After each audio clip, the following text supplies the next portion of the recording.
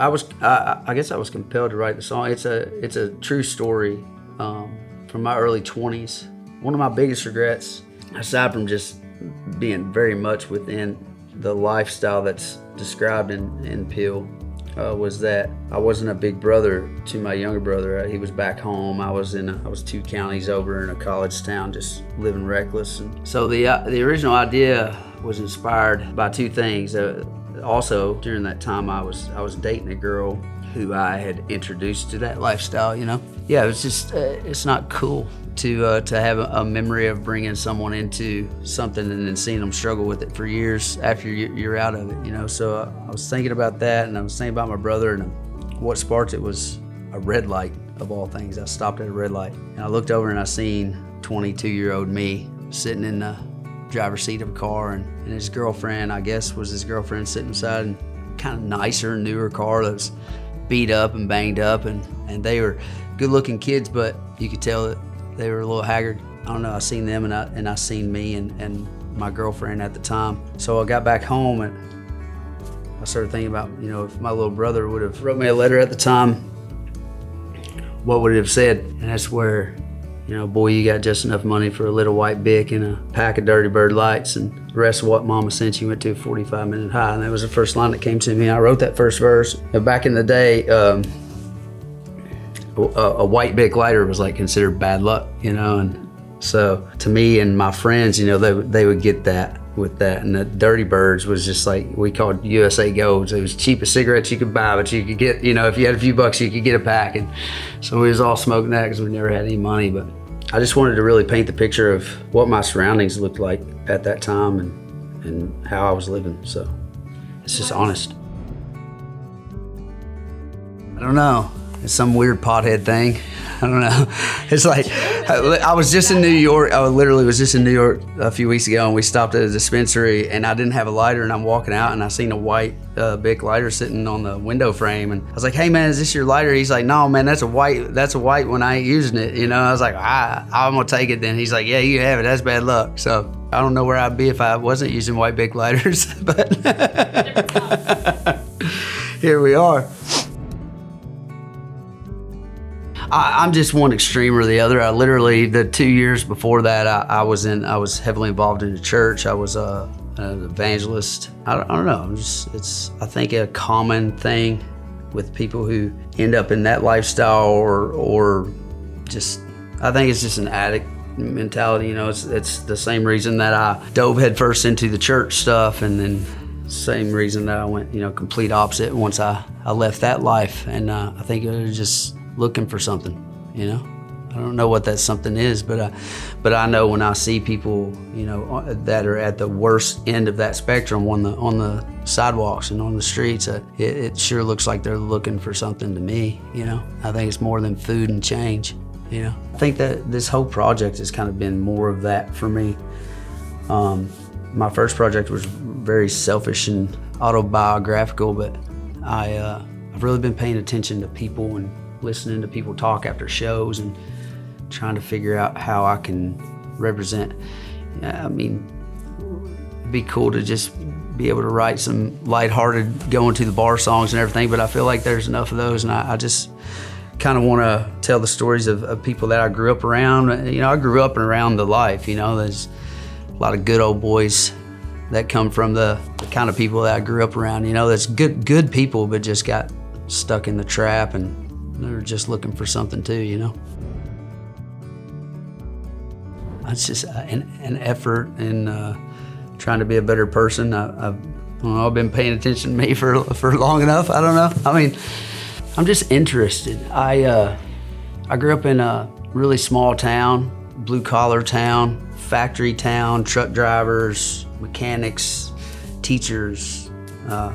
I even call it, my aunt was a hairdresser in town. She pretty much cut everybody's hair, I just grew up around that kind of people. And then as I've been out in the world, I've seen so many similarities. I think there's this huge separation in the world, and especially that we've seen, and it's sad that these things come to light in little fads, but during 2020 with all the racial tension and stuff that was going on, you have predominantly black communities and inner city communities, and I started seeing that stuff on the news more, so I was introduced to that lifestyle more, and through movies and stuff, and I see so many similarities there with people in poverty from where I come from. And I feel like I've been saying, I think what really sparked me wanting to focus on people, and I'm just thinking as I talk, is just seeing so much division, but also seeing so much division at the surface, but seeing when I talk to people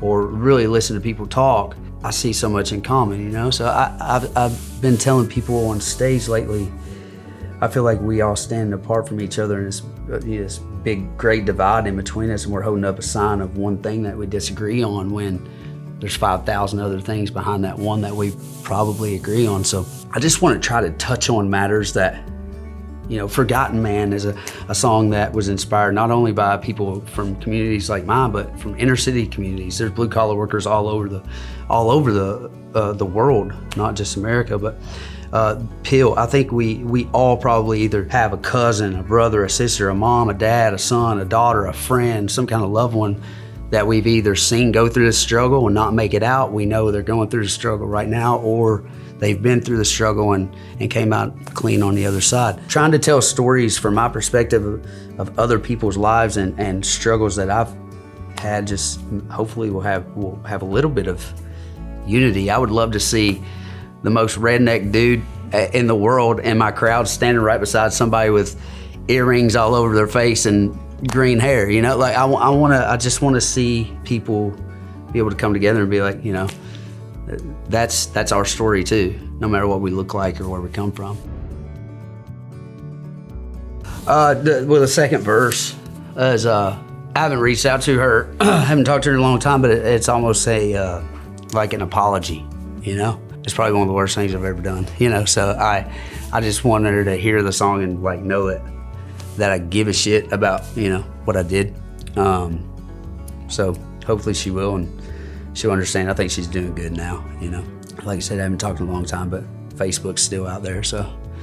But yeah, I feel like I see that a lot, you know. And my wife and daughter were just hit head on last week by a boy about my age that's still in the lifestyle. He was out on parole. He was driving on a DUI suspended. And as much as I want to kill this man for hitting my daughter and child and putting their life in danger, I also, like, he was driving his girlfriend's car, you know? And I was that guy. I didn't have a car. I was broke. I was just living minute to minute. So as much as I'd love to get a hold of him, I also kind of understand where he's coming from. The only difference between me and him really is that I never hit anybody head on, you know? So it is a revolving door. So hopefully the goal is to get out of the door and help to pull people out of it when you can too, so. I feel like just that was also an attempt to, I love my little brother, we're super close now. But it was also an attempt to let him know that I'm sorry I wasn't around. Like, hoping that he would hear the song and just like really get a sense of where I was at in life and maybe not be upset with me about it. Which I don't think he is anymore. We've reconciled, but I definitely missed out on a lot of things as an older brother that could have been to more football games, could have taught him how to drive, all that stuff, you know? So. We didn't really get along very well, and I wasn't really ever around that much, you know? I don't think, he was, I'm pretty sure he was oblivious to what I was doing at the time. He was like 13, 14 years old during most of it, or during the worst of it. So he still thought that potheads were the guys that snuck it on your property in the middle of the night and stole all your copper and you know, catalytic converters. I was like, nah, it's not potheads, man. That's the other guys. They're into harder stuff. Oh, I mean, he loves it. He's a huge fan of the music in general. I think I just try to make the music sound like where I come from, and you know, and him and I both grew up listening to a lot of Fogerty and Steve Earle and everything. So he just kind of falls in the groove with just about everything. He'll also tell me if he don't like something or if he thinks something would be better, but no complaints on Bill. Yeah, my mom can't listen. She has a hard time. Dad, you know, he's been there too, so he gets it. But yeah, Mom, if she is listening, she's crying. It's just too heavy for her. She remembers it too vividly. I mean, I could only imagine being a parent and just wondering every single day of your life if you're gonna get that phone call, you know? I think I had to fight a little bit for the rest of what Mama sent. You went to a 45-minute high. And, you know, my co-writers definitely wanted to get to the heart of the matter, but we were trying to play some Nashville tricks and save it for the surprise. And I was like, man, that's just what it was, though. I was like, Mom, can I have $5? I ain't got no food. I'm just gonna grab a cheeseburger. I'm actually gonna grab, you know, something else and a $1 cheeseburger, you know. I mean, there's the personal, you know, the personal aspect of it with my brother, with the young lady I was with, but also I just want people to know that somebody that's on the stage singing the song that has the platform is willing to tell the story, and therefore they can relate. I think when I go to concerts, it's just like, or when I hear a song that really touches me, it's just because I feel like that person understands what you know, one of my favorite songs of all time, I told you we were huge Steve Earle fans, was Good Old Boy Getting Tough. And I remember listening to that with my dad and his friends and just being like, man, this dude knows what it's like to grow up the way I did, you know? And sometimes you just need to know that the person with the microphone gets it. But also, you know, the porch light's on, the door's unlocked. It's just like hopefully one person, I mean, I would love for millions of people to hear the song, but hopefully one person is driving down the road and it's on a playlist and they really hear the song. And instead of continuing that life for the rest of that day, they go home or they go wherever it is that they feel like they can restart or reset and live a safer life. I mean, it's just, and it's a completely different game than it was when I was doing it, you know? There were things you knew to stay away from because it could kill you, you know, but there was, you know, now it's fentanyl is in everything, and you never know. It's like Russian roulette every single time. So it's even more dangerous now than it was then. You never heard of people just like taking a little bump of Coke and dying over it. It's like, you know, I just wanted to drink longer. I didn't want to die. but no, I just want people to know somebody's been there and is trying to tell that story and hopefully provoke them to change their life in some way. I would say the biggest contributing factor was my wife. I met her, she was waitress that we always would have at the bar at first, and then she showed interest in me, which she said she was just trying to get a better tip, but I was pretty sure that she showed interest. So when she did, I was like, it's not the kind of girl that would normally give me attention like that. So I literally, like, out that night, I didn't even know if she really liked me or not, but that night I remember going home and just being like, all right, I'm done. Now, I'm not gonna say I've been done since then, fully, you know. Revolving door, you gotta hop out every now and then. But it's definitely been way easier and better with her in my life. And then I got the job. I got a job there and found out she was dating the kitchen manager. and so there was a whole process of tricking her into marrying me, you know. I did become the kitchen manager and she became my girl though, so.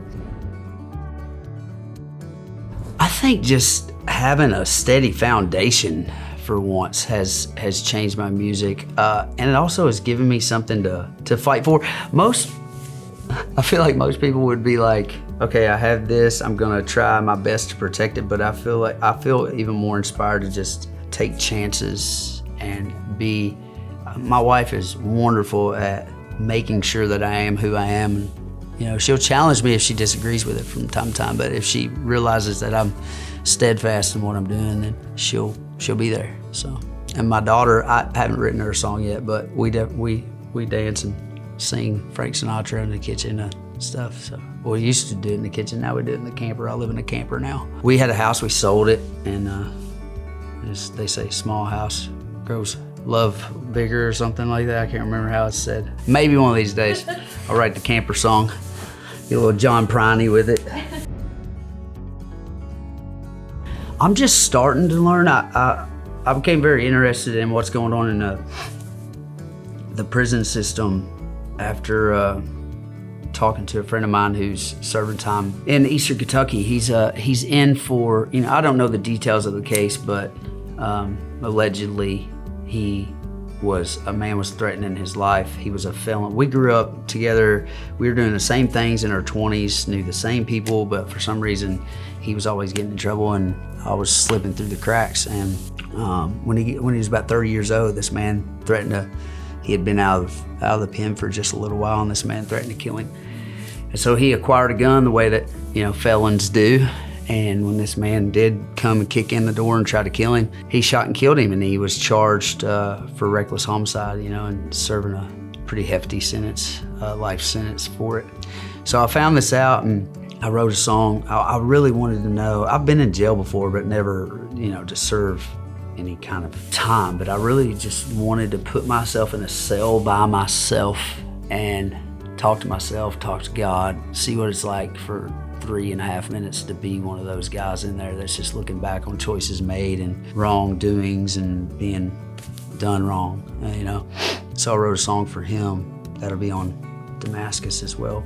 But I also have a family member right now. Just this past weekend, I got a phone call from him, 7:15 in the morning. He'd been arrested, and he's a repeat offender. He's had a couple felonies through his 20s, but this last time I guess he had a little weed on him and ran from the cops and got a reckless driving and felony evading, and now over a handful of weed, you got somebody that's looking at 20 to 26 years in prison because based on things like the PFO, like what I believe are very archaic laws that were designed around the war on drugs from the 70s. PFO law was set into motion, I believe, in 1974. And there's a man in Kentucky, I was telling you guys earlier, there's a man in Kentucky that's serving a 60-year sentence for selling $100 worth of drugs. And I get he was a felon before, but there's a lot of value in those prisons. There's a lot of men in there, women in there that are very intuitive, that can build, that are creative and could be valuable members of society. And I understand some of them just can't stay out of trouble, but I just would love to start promoting more reformation instead of punishment that doesn't fit the crime. It's just part of trying to spread out Damascus. I don't even know if I've told you that, but the idea, the record is called Damascus, and I'm trying to talk about all the topics that I'm concerned with, and I'm also trying to pull from influences that range from John Fogerty and Steve Earle to T.I. and Eminem. And I'm trying to, everything I've ever loved, I want to hear a little piece of it musically, melodically, sonically in this record. And I listen to all kinds of different music, and I know everyone else does too, so I don't know why I have to stick to a sound or topic, one sound or topic for a record. Yeah, I think with my first record, I guess to talk about that, I would have to go back for just a second. My first record, Backslider, I very much tried to keep the reins on myself a little bit because I was introducing myself to the world, which looking back, I don't think that's the best way to do it. But I was 100% honest. I love that record and always will. The realization of all the work and effort that goes into a record compared to how long it lives, or the response or whatever versus expectation can be really hard to figure out, hard to adjust to, hard to know what you're going to do next. So, naturally, we've already established that I'm one extreme or the other. So this time I was like, I'm just gonna go. I'm following my gut regardless. I'm gonna do what I feel. I'm gonna make the music sound the way that it touches me. I'm gonna talk about the things that I want to talk about. I'm not worried about whether this thing makes it on the radio or any particular playlist or anything. I just want to create, and I want to create something I'm proud of. Hopefully people latch onto it. But Damascus is not. When I came out of my first record, I was having a conversation with a songwriter friend of mine, and we got to talking about Paul. And I grew up in the Southern Missionary Baptist religion, so Christianity's always been a big part of my life. But Paul's story obviously is one the most popular stories in the Bible. We were talking about Paul being on the road to Damascus and how I felt that way, trying to figure out what I'm going to do for my next record, because you have your whole life to write your first one, right? So we were talking about that, and I want to call this next record Damascus. And then the idea came to me of just like pulling from all these different, I was huge on Mac Miller at the time that we started the record. I've been listening to him like crazy, and I'm still going back and listening to like Darkness on the Edge of Town, Bruce Springsteen records. I'm trying to figure out how to merge all this stuff. And I was like, Damascus is also a type of steel where you take a bunch of different types of steel, you heat it up, you beat it together, and it creates this really beautiful blade or whatever you make out of it with these lines in it, really intricate lines and stuff, and it's really strong. I was like, well, maybe I can just pull all these different influences, like I'm making a piece of Damascus steel, and hopefully it comes out beautiful and strong, you know? So it's been really fun. I wrote a hymn for the record. There's songs that are definitely hip hop inspired, funk inspired, southern rock inspired, country. I think everybody will be able to get a little bit of everything out of the album. I just want people to give it a listen, give it a chance. I heard Chris Stapleton say it one time and I loved it, so I stole it from him, but somebody cornered him after a set, and it was like, what do you do how do you do all this? And he was like, man, I don't know, I'm just trying to tell the truth as loud as I can, you know? And it was just a passing statement, but and also that's such a Kentucky thing to say. So yeah, I'm just trying to tell the truth as loud as I can. I just want people to give it a chance.